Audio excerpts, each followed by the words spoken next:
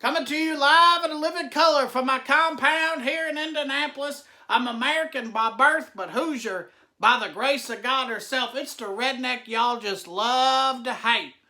So by now, y'all seen that my president, still your president, by the way, my president, Mr. Donald J. Trump, was impeached, and that pisses me off.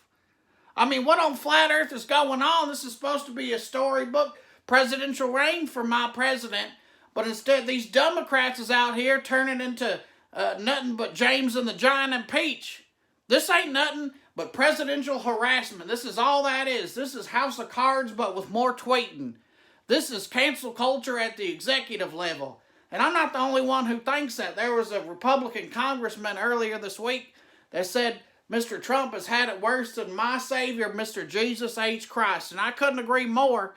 Y'all remember Jesus, the man they stripped naked and beat and put a crown of thorns on his head and made him walk all the way up that hill at Golgotha.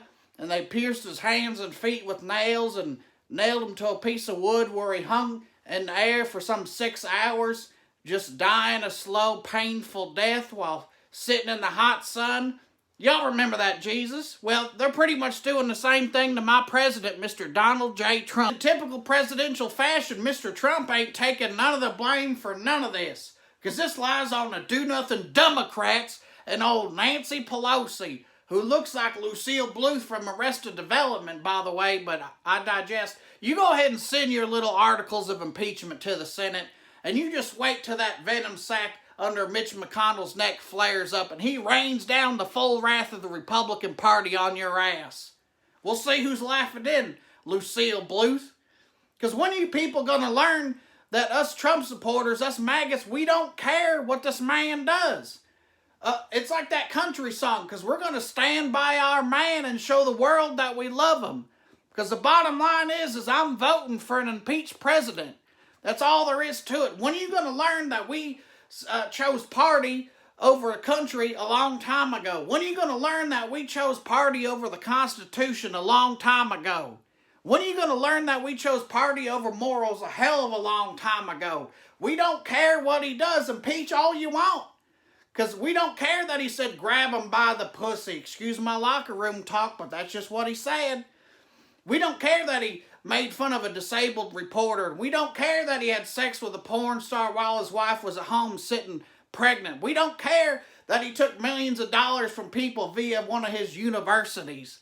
We don't care that he took charity funds to help with his campaign. We don't care that he's told some congresswomen to go back to their own country. We don't care that he shut down the government to help build a wall that ain't even going to get built. We don't care that on the night of his impeachment, he was making jokes about a dead congressman being down in hell.